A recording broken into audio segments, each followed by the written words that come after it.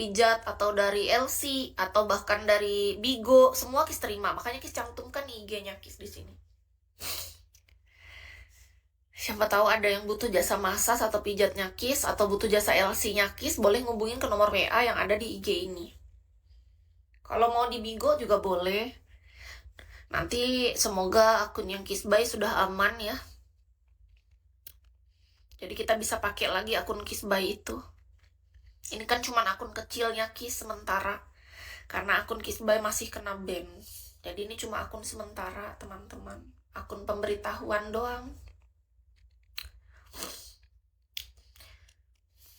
Kalau masalah Tuhan suka LC atau enggak, Kis nggak tahu ya.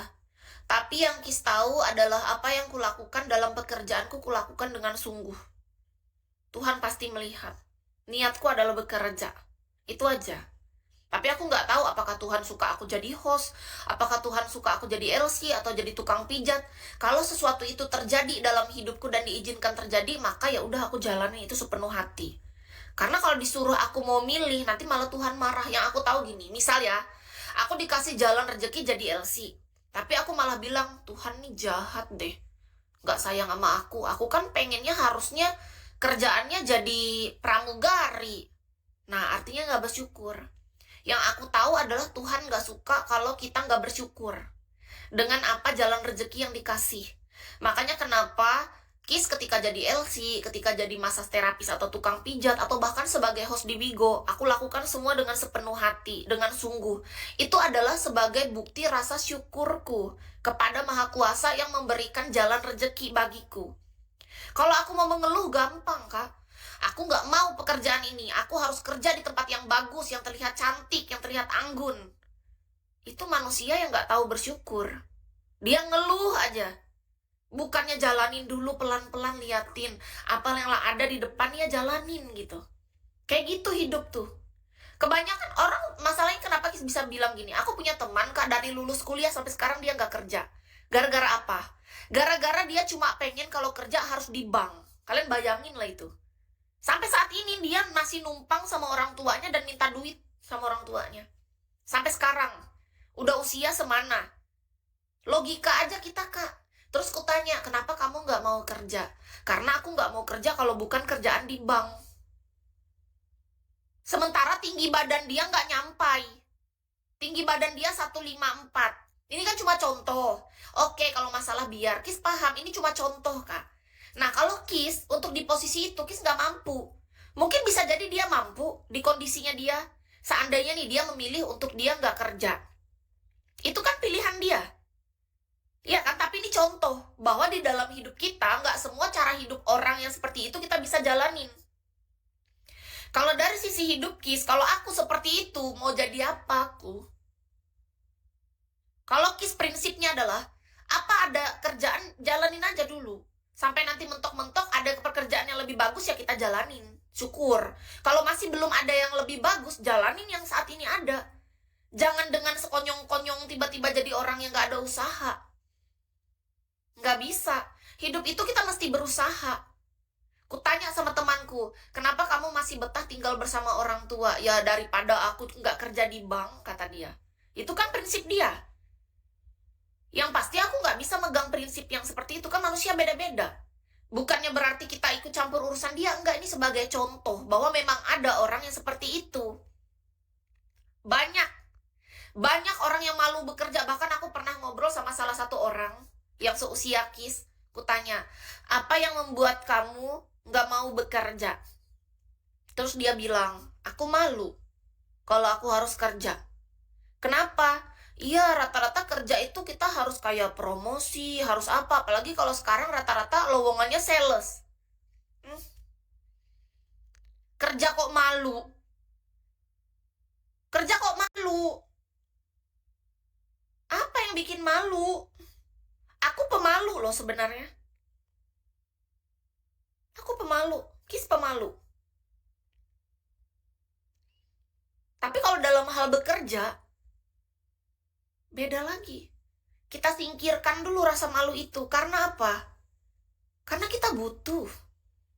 Kita mesti tahu skala prioritas. Terus kamu kerja apa ya? Apa aja yang bisa dikerjain yang bisa menghasilkan uang. Serabutan juga nggak masalah. Tapi kalau ada pilihan kerjaan yang lebih baik, yang lebih menjanjikan, yang lebih menghasilkan, siapa sih yang nggak mau? Jangan munafik dong. Kita harus jujur sama diri sendiri. Menurut Kis, ketika memang ada pilihan yang lebih bagus, yang lebih menjanjikan, hasilnya lebih oke, siapa sih yang nggak mau, Kak? Semua juga mau. Apalagi kita mampu, kita bisa, kita punya skill di sana. Tapi kalau selama masih apa yang kita impikan itu misalnya nggak ada di depan kita, prinsipnya apa? Apa yang ada saat ini jalanin. Itulah arti kata syukur. Banyak orang cuma bilang bersyukur, bersyukur. Emang apa arti bersyukur? Bersyukur adalah apa yang ada. Yang di saat ini ada di depan mata kita itu kita jalanin, kita nikmatin. Meskipun gak sesuai dengan impian kita. Jangan dikira sebagai host Bigo ini impianku. Enggak. Sebagai LC apalagi impianku. Aduh. Nama aku sampai LC di sini. Manusia mana yang cita-citanya jadi LC, Kak? Aku tanya. Tanya sama seluruh perempuan di bumi yang jadi LC. Pernahkah mereka berdoa dulu pengen jadi LC? Nggak bakal, nggak ada. Apalagi jadi massage terapis tukang pijat. Aduh, lebih jauh lagi lebih. Masa ada perempuan cita-citanya jadi tukang pijat? Nggak mungkin. Nggak masuk di logika itu, Kak. Tapi kenapa sampai kita menjalani hal kayak gitu ya? Arti syukur itulah. Ketika memang kita dihadirkan rezekinya melalui itu, ya udah jalanin.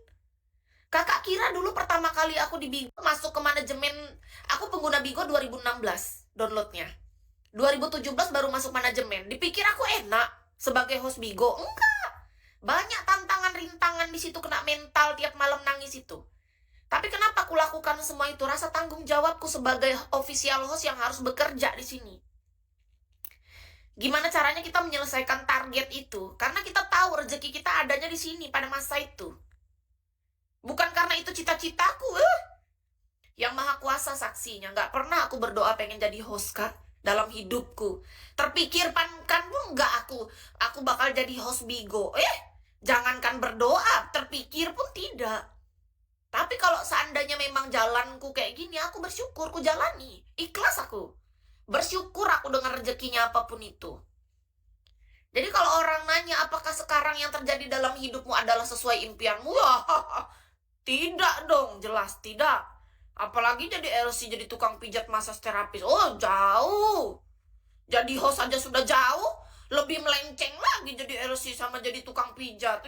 Gila-gila. Sangat jauh, monyet. Perempuan mana yang cita-citanya kayak gitu? Doaku masih tercatat sama malaikat baik, Kak. Cuma memangnya belumnya aja kali. Ya kan? Aku pengen jadi perempuan yang lebih anggun. Cita-citaku ya kan berpenampilan cantik, imut, menarik, lucu, menggemaskan, ceria, happy, kalem. Karena sebenarnya aslinya aku kayak gitu. Di lubuk hatiku paling dalam, aslinya aku perempuan pendiam, itu yang pertama. Kedua, aku perempuan yang sangat kalem sebenarnya. Tapi ketika aku udah deket sama orang, udah percaya sama orang, aku bisa baru cair. Awal-awal aku memang kaku, kayak kanebo kering, memang aku akuin. Butuh waktu, butuh proses yang panjang untuk aku memberikan kepercayaanku kepada orang, untuk aku bisa menunjukkan sisi manjaku, sisi kekanakanku, dan sisi-sisi yang lain, yang lucu, yang menggemaskan. Karena pada mulanya di awal permukaan aku gak akan mau nunjukin itu ke semua orang. Gak bisa. Karena itu adalah benteng bagiku. Prinsip hidupku. Aku gak mau sembarangan orang tahu. Karena apa? Itu cara kita untuk menjaga diri. Perempuan itu harus punya cara. Gimana cara dia menjaga dirinya masing-masing. Kalau kita jadi perempuan terlalu welcome, terlalu friendly, aku udah pernah coba, itu nggak baik buat diri kita.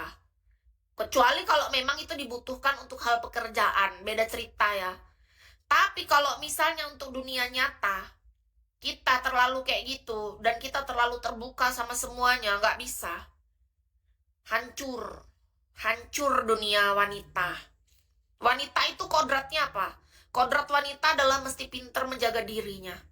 Kodrat lelaki adalah mesti pintar menjaga pandangannya. Itu kodrat kita.